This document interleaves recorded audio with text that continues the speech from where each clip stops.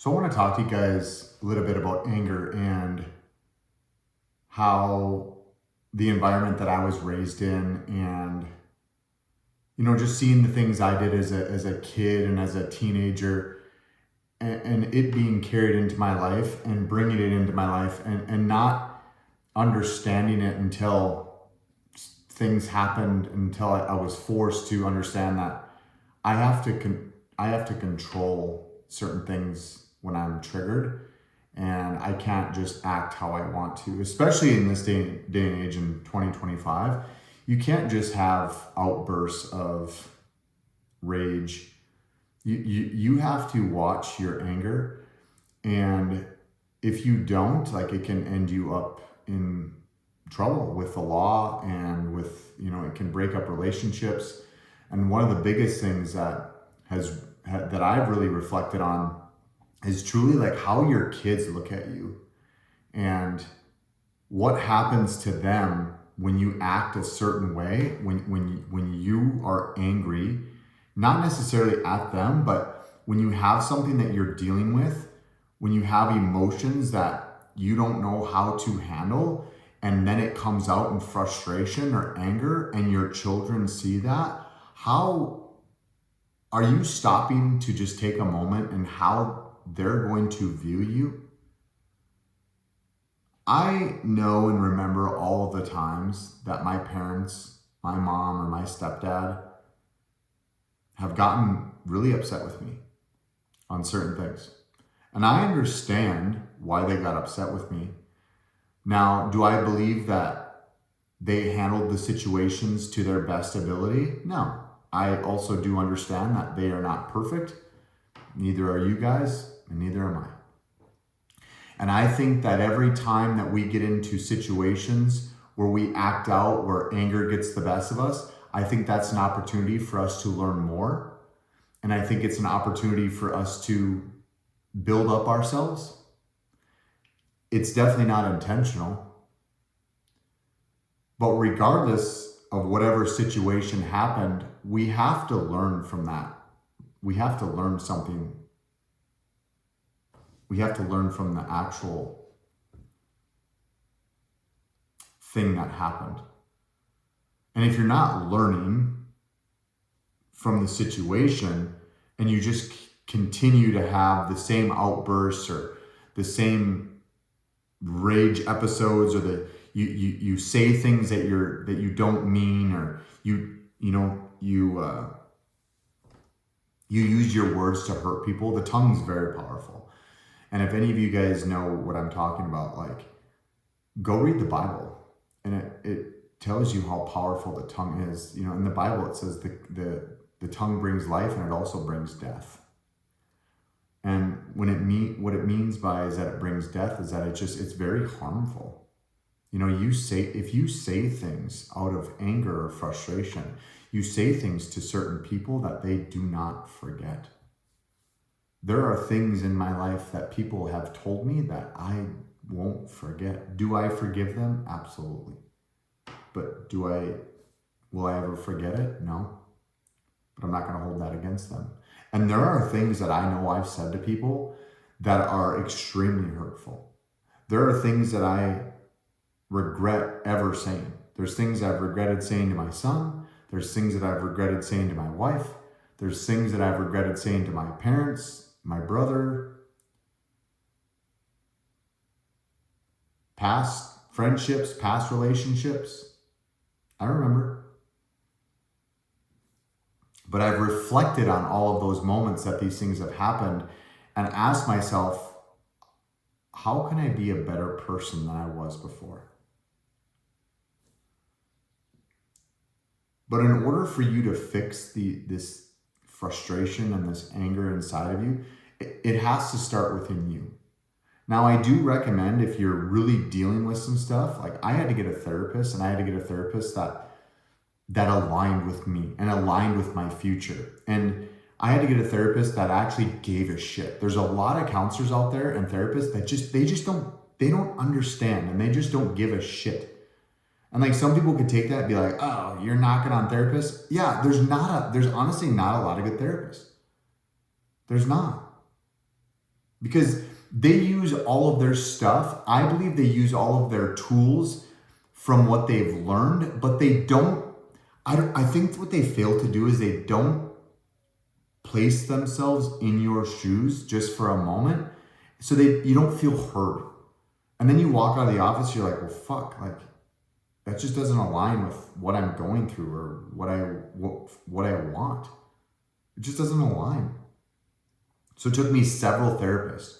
And I can say to this day that this man helped me out so much. And his name is Chris Goble. And he lives here in Scottsdale. And he just heard me out. And what he explained it as when I first met with him is he said that your life is like train cars. It's like a train and then the cars behind it. And we have to unpack all of that shit. And that's what we did. We just unpacked shit slowly but surely. But he also worked with me on certain things, tools, actual helpful tools, not reading a book or journaling. Like, well, journaling helps with certain things, but reading a book when you're angry is not something I want to do. Now, grounding myself and doing breath work in these moments and asking yourself, how do I want to respond right now? And what's it going to lead me to afterwards? So if I call someone a name out of anger, if I want to say something hurtful just to protect myself in that moment, how is it going to affect me later? Not only them, not only am I thinking about them, but I'm thinking about me, because when we say these hurtful things to people, it hurts us. And another thing that somebody else taught me, one of my old mentors, Wes Watson, is he told me that you are the strongest man in the room if you don't let what others say or others' actions dictate how you feel. He's like, if anyone said anything or anyone acted a certain way, you are the most strongest man ever. Because then no one has control over your emotions. You have the control. Back in 2008, I let my anger get to a place where it put me in jail for a night. And it was something I regretted. Still do. But I learned a lot from that moment. And it's because I didn't have my anger in check. And I reacted in a certain situation. And those kinds of things, those outrages wanted to happen more as the years went on, because I just didn't know how to handle it. And I the only thing that I was doing was working, and that was it. I wasn't going to the gym. I didn't have a morning routine. I was drinking. I literally had zero purpose in life. And this is why it's so important to have a purpose in your life, because when you have a purpose in your life and you have a vision, you'll do anything you can do to protect that. So all of your actions and all of your decisions that you make, you will think about your purpose.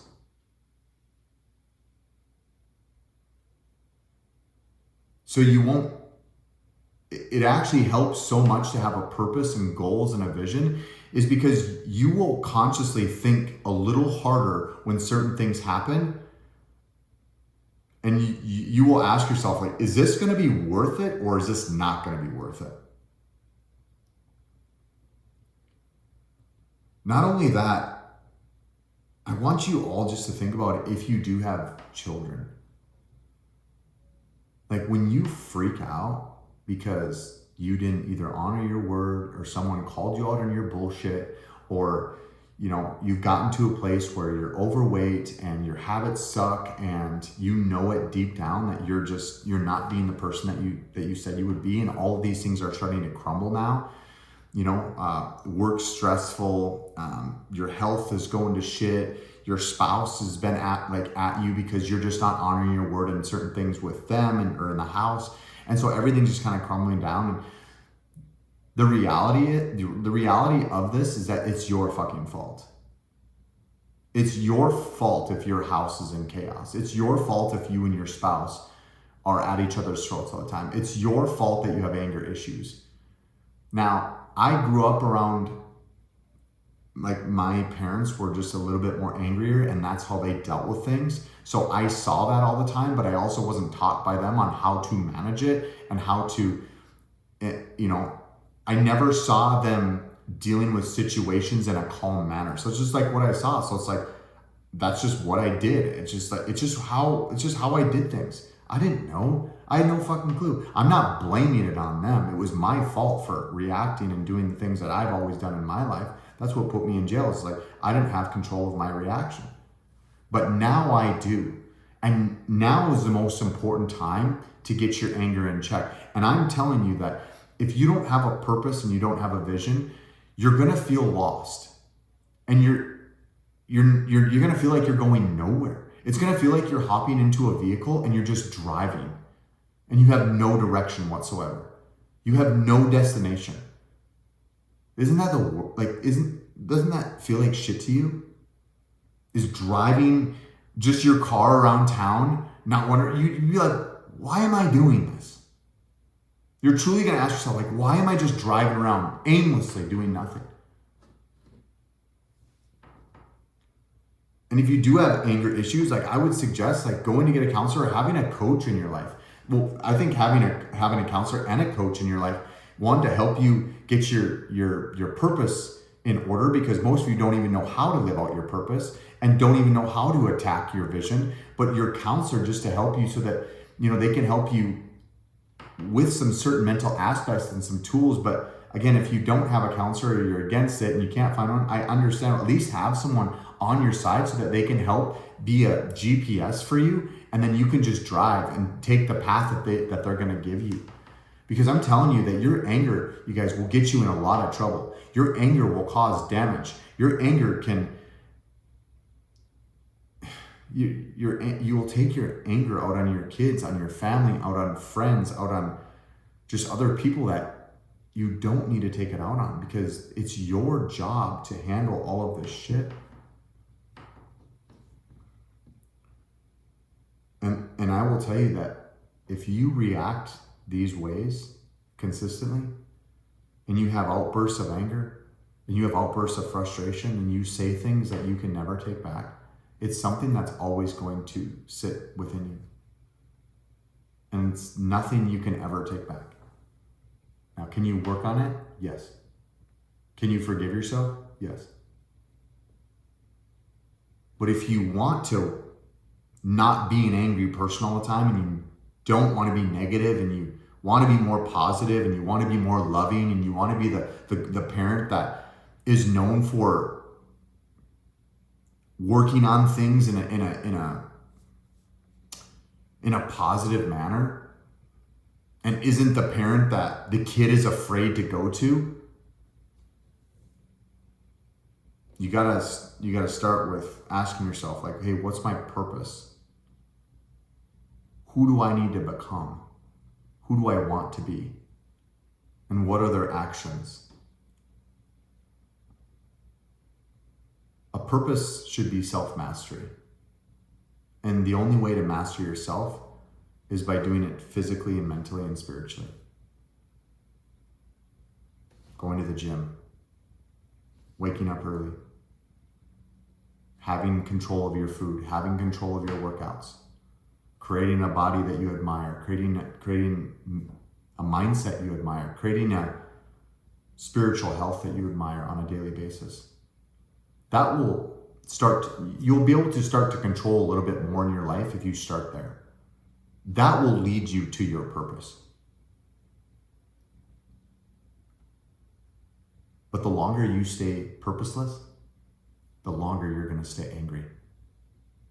And the longer you think that these problems are just going to get fixed and you think that you can do it on your own, you're fooling yourself. That's what your ego is telling you. It's very difficult to figure it out on your own. And if you do figure it out on your own, it will take a lot longer than what you think. And if you're in need of a coach, and and you think that I'm your guy, and you think that I can help you become the best version of yourself as a parent, go book a call with me or shoot me a DM. DM the word anger, and I'll know exactly what video you're talking about, and we'll get to work. Get this in check, guys. You don't want to live in regret the rest of your life. Until next time.